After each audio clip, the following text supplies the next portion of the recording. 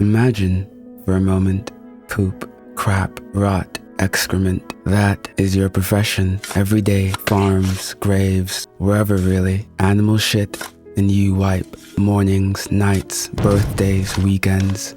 And sure, others have more flashy jobs, adventurers, scholars, but none like yours. You like yours, and you're nothing if not a hard worker, and good at it too. But it's like you're a ghost. No one nods when you walk down the street or says hello when you enter a shop. It's like they're choosing not to look. You're not even a prideful person, but it's like they're using you. They let you shovel their shit. But when you come to partake in the society that you helped create, it's like you're not even there. And after work one evening at the local tavern, a raven-haired girl looks in your direction and you strike up conversation. And you tell her about your job as a fecal technician. And it's sad when she walks off. But they always walk off, don't they? They always do. It's a cold day when the doctor tells you have 6 weeks left. A disease from the fecal matter, he says, and you laugh. Fecal technician. What a joke. You're a joke. And so, as you leave the doctor's home, you scream as loud as you can, "I'm dying!" you shout. And they walk on, like usual. And you sigh, back to work. You look up at the stars on a gravesite one night, after a long day of shoveling. Why should I have to die? You ask out loud. You've worked hard, harder than anyone, so why? You look up at the stars and hope that they can see you, that they will remember you. Well then, back to work. You dig and dig. And what's that? You frown and dig even harder until you unearth a symbol in the buried ground, a ward against evil. Probably best to stop here for today. Don't stop, you freeze. What was that? Who's there? You call out, scared still. Down here, you look down at the ward against evil. You're a warding sign? Keep digging, you idiot. Oh, you pick up the shovel and then you wait, how do I know I can trust you? Aren't you dying anyway? You stop for a moment. It appears someone did hear you, and then you dig. A coffin. A golden coffin at the bottom of a graveyard with a ward against evil on its surface. Eerie. Well, open me up. You pause for a breath. Then you open it to see a dead body covered head to toe in gold. A rich man in life, no doubt, clearly dead. So how did it talk to you? Its eyes shoot open, red as scarlet, skin pale as snow, fangs like swords and smile as cold as winter. It looks at you. That's better. You fall to your knees. Please don't kill me, you ask it. And it looks at you. Why? What? Why should you live? You're a worthless shit shoveler from a long line of shit shovelers. Why should you live? Because you're stumped. Why should you live? Olek the shit shoveler. You stand up. Because I'm not a ghost. Because I was born into this world. Because they should look at me. The creature looks at you for a beat. Then it breaks into a grin. Drink. He extends his hand, revealing a small cut. Drink.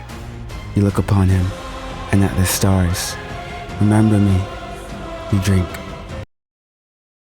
You wake up, cold on the graveyard grass. You stand up and leap 30 feet into the air. Clouds pass beneath you as your eyes go wide, and you fall, expecting death.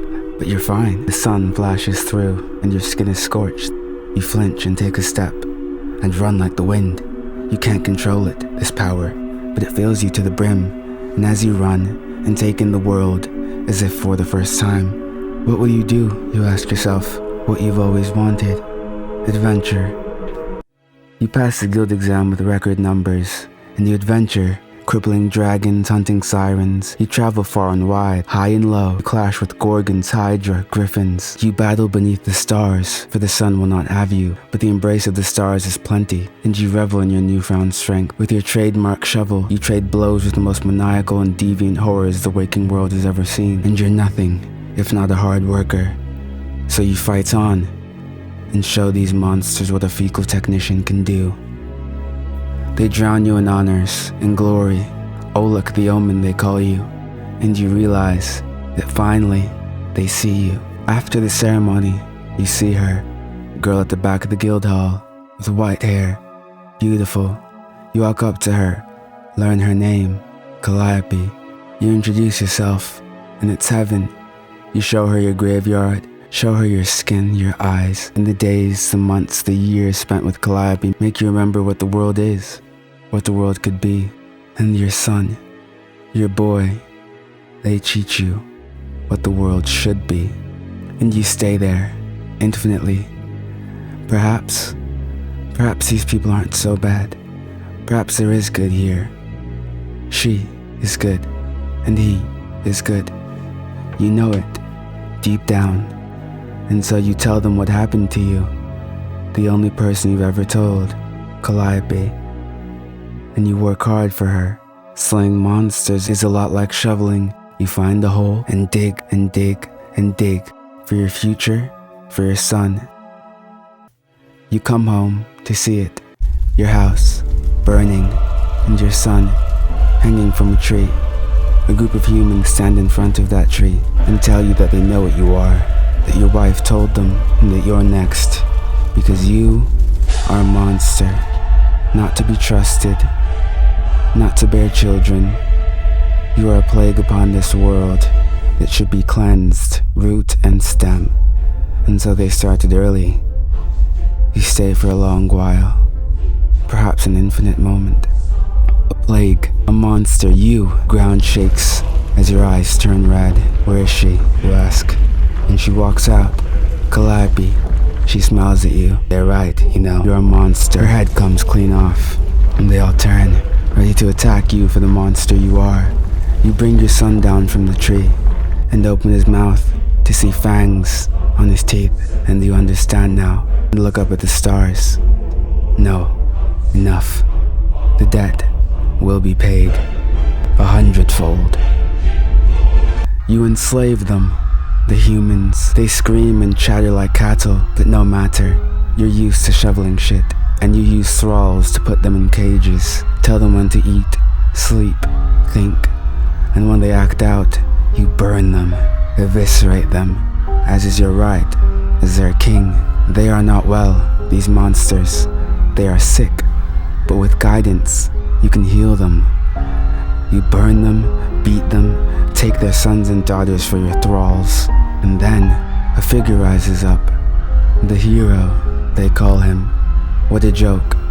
He stands taller than the rest, is stronger. In their little minds they made a prophecy that he should be the one to defeat you, to bring peace to the world. You could almost laugh. But when he marches on the castle, sword in hand, and you walk out to meet him, you're not smiling. He looks out at you and does not call out, greet, or even acknowledge you, just raises his sword. Very well. You raise your shovel, and you dart toward him, and shovel meets sword. You are an expert with martial combat, beast slayer, Omen king, devourer of men. You deflect, parry, and riposte with inhuman speed meant for killing greater things than this poor sod. You dart through the air, dash under the air, and howl with the strength of a banshee queen. So why? Why is it that you're losing? Why is it that you feel like you were always destined to lose? Hero, they call him, for he will be the one to slay you. But why? Why is it that the world is always against you, has always been against you? You thrash harder, thrusting your shovel with the force of a mountain, clashing with an elder god's fury, and reaching deep into the malice dwelling at the bottom of your heart for every ounce of hatred you can muster. You pour that hatred into one task, ending this man. But no, the world will not have it. Why? Why is he winning? This man whose name you do not know, who named you the villain simply because the world is a story and he's read the script. You stop, drop to your knees. Why? The hero levels his great sword, and you look up at him. My name is Ola. You tell him. I was born. I live. He takes your head, and you look up at the stars as you fall, and hope that they will make space for one more. Oleg, the Omen.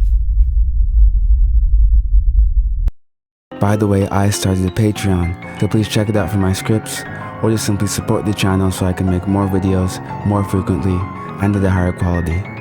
Also, join the Discord please, we have fun there.